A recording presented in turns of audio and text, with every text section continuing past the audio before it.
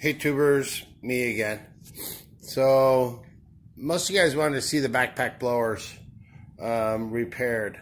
So yeah, I'm gonna end up selling that big one down there. I'd already started to work on it a little bit, but then I noticed that it's missing one of the bolts that actually holds the bottom part of the crankcase on. So we will get into that one later, not in this video, but we can do this Stihl. It is a Bravo Romeo 550, and over here, yeah, there's the original stickers on it and stuff. So basically, like, what we're gonna do is, like, I'm gonna take in during certain parts because it's kind of sun faded, got oil and grease and stuff on it. We're just gonna try to clean it up. So we're gonna take this whole bad chicken apart. It's all dusty in here. We're gonna take this off. We're gonna put a new carburetor on it. I got one here. Hold on. Where is? There you go. Got a razor knife right here. So we're gonna end up putting a new carburetor on it. I think I paid, I don't know, 16 bucks for this. Let's see what we get. Oh, nice. There's a tool. There's the carb. Got some fuel lines, fuel filter, primer bulb, gaskets, and a spark plug. So that's pretty good. 16 bucks. All the stuff you need to get it going again. Don't even really know what's going on. So I'm going to set up the camera,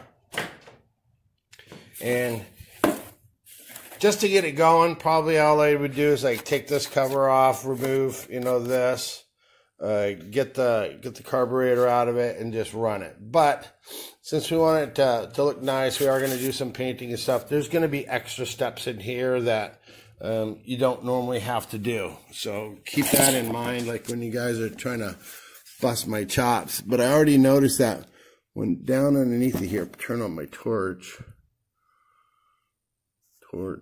on, you look down under there, those guys were like screwing around in here, and that fuel grommet is pulled out. So I gotta dump all the gas out of it. Still got gas in it up to about there. So I gotta get the gas out of it. We're gonna take this off. We're gonna clean it all up. We're gonna pull all this stuff off and spray paint it, make it look real nice. So, all right. Hope you guys are all binge watching something since everybody's at home. So, all right, here we go. Okay, so I dumped the gas out of it, and now I want to take the gas tank off. So there's a couple of screws that hold it down from the bottom. I'm going to show you in a second.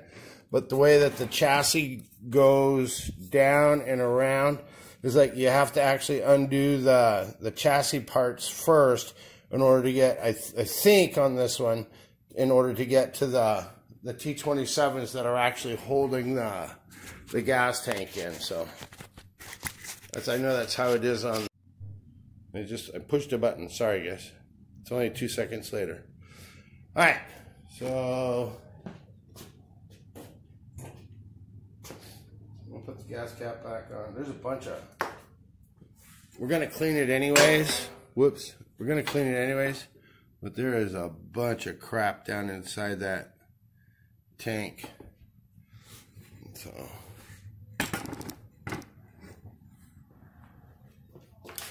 all right, I'm going to put the cap back in.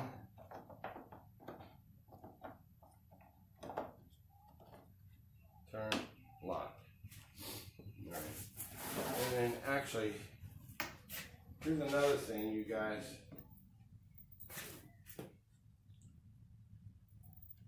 I'm just putting these screws over with the, what do you call it? The shroud and the starter. So, I was going to say, I'm getting ready to pull that tank off. Oh, so here's one thing. So I don't really want to be working around, can you see that? I don't want to be working around this thing. So I'm going to to get that off, there's a couple things that we do. Since it's got the throttle on there, I'm just going to take and loosen up these T27 screws like that.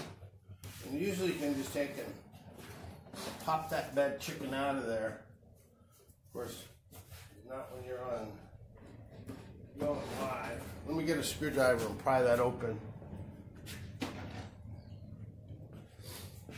Because this one, I take it off.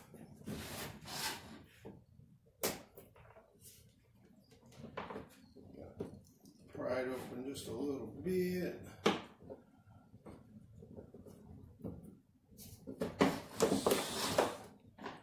Pop that baby out of there. There we go. Alright. So now, let me spin it around. I'm going to show you something. And this is, I really like working on Stihls because these guys put a lot of, these guys really put a lot of thought into it. So, right underneath here, you can see where they have this wire loom on here? Well, there's the receiver for it back there. Let's put the torch on. I keep putting it on and off, guys, because I want to save some battery. Torch on. That receiver is for when you put it back together. That's where the throttle cable and the kill switch and all that wiring goes through here. So you can just reach in there and pull that stuff out. And now the only thing that's going to be on there is going to be these two wires right here for the kill switch. We can just go and take these off. Let me put you back on the tripod. You'll be able to see.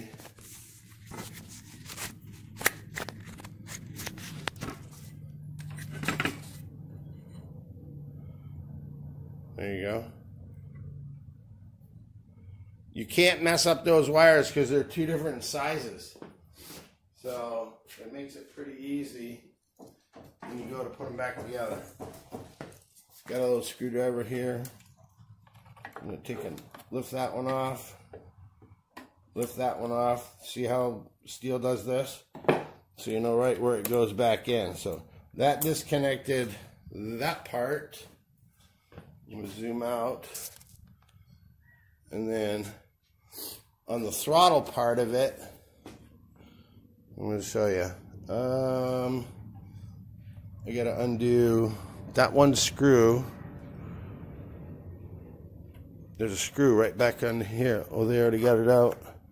So I should be able to go undo these two, pull it out, and then disconnect the throttle cable. So now I got to move you over here. There we go. All right, guys. Sorry about all the bouncing around, but I'm just trying to give you the best view. There's one. There's two. That screw is already out. Here comes our friend, Mr. Carburetor. And then, oops, gotta get around the power sprayer.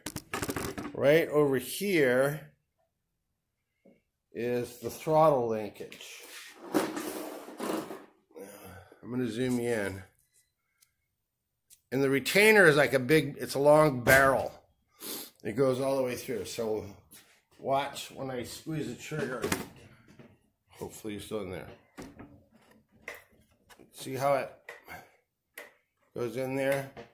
So if you just take and push down on it, can you still see? I got a, how can I do this? Hold on, you guys. Get this out of the way.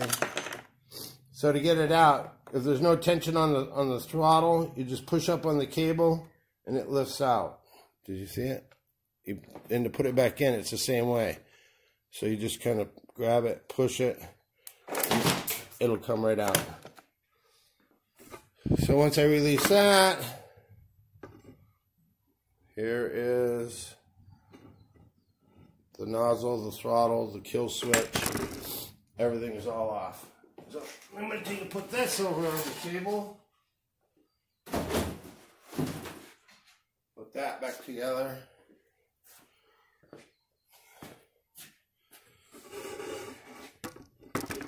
And then here's our carburetor. These lines are super stiff, so we will not use those again. There's that. There's the carb. Here's the primer. Whoops. I'll show you how all these primer lines and everything go. To take them out, can you see this? It's got a little tab right there. You kind of push in on that tab and then kind of cock that, and then the primer comes right out. See, like that. So anyways, so getting rid of I don't know why that's not in there. I'm just going to cut these because I'm going to replace all those fuel lines anyways.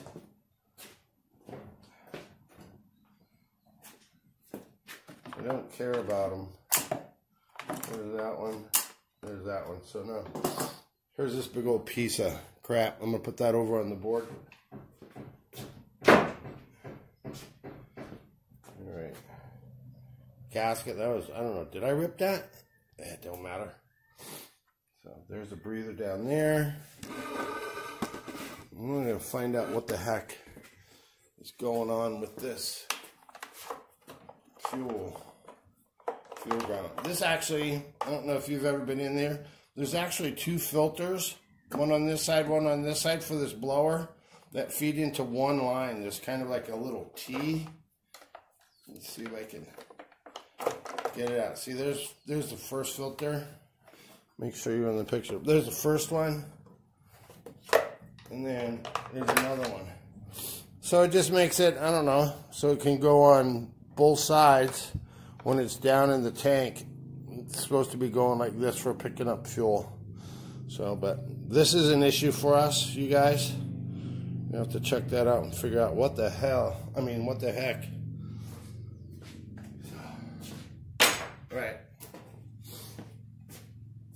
So now we're going to take, I got the screws for the carburetor. I'm just going to take and put these back in here like that so I don't get them mixed up with anything. Like that, okay. I'm going to put that over on the board. And now we're not leaking fuel anymore. Alright, let's take that fuel tank off. So there's freaking rocks in there. I don't need that one. Look at all these rocks, you guys. Sheesh. See that? Need a screwdriver.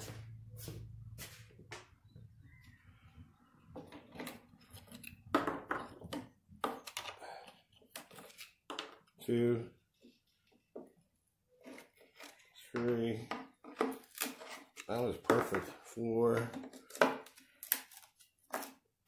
5, 6, 7. Okay, that's going to give us access. You never know what you're going to see.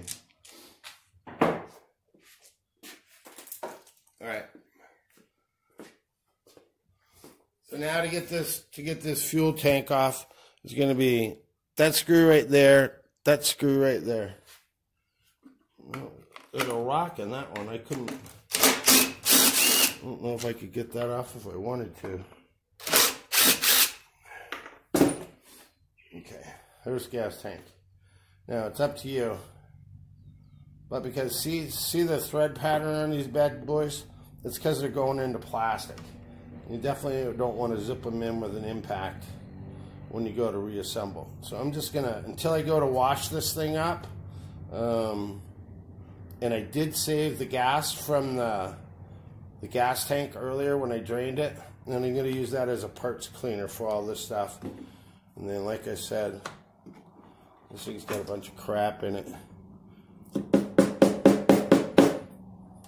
Huh. Even had a rock. Go figure. Okay.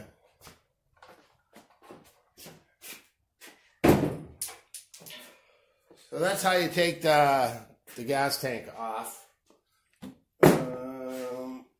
Next up, how's my battery doing? All right. This is a very common issue with these, is that this is a 4-mix engine. So when you do it just like you would a chainsaw or a regular 2-stroke, the oil and the gas mixture, it goes in, it lubricates, you know, the cylinder walls, the crankshaft, all that fun stuff. And then look, this thing barely has any compression. And then, but it also travels up top into here because there's a valve train up there. There's push rods and all that stuff. I'm going to show you right now.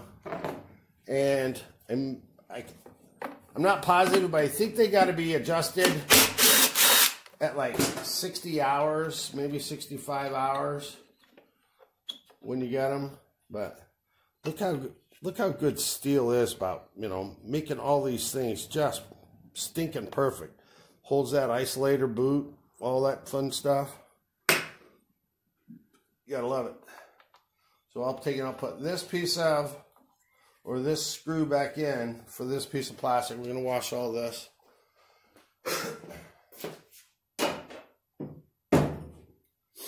And up top here, the screw is very specific. I'm going to push this off to the side, see if it'll stay. That screw right there is very specific. It has a little copper washer on there. Okay, and then, so you got to make sure that this thing goes back. And there's a cork gasket. See that little copper washer? Where am I? Can you see the copper underneath of there? Maybe. Anyways, yeah, there's a washer that goes underneath there. So don't lose this one, or put it back in whatever you want. Okay, this thing you can usually just pick right up. This is the valve cover. I'm going to take that spark plug out of your way so you can actually see.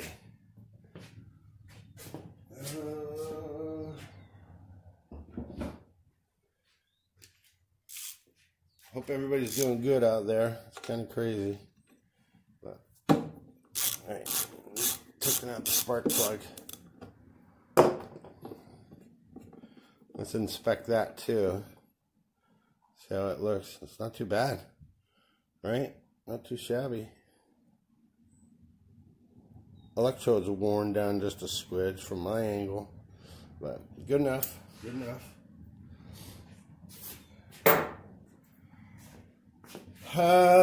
Okay. Turn on the torch. Oh, it's already on. I'm gonna zoom you guys like crazy. And this is a very common problem with these.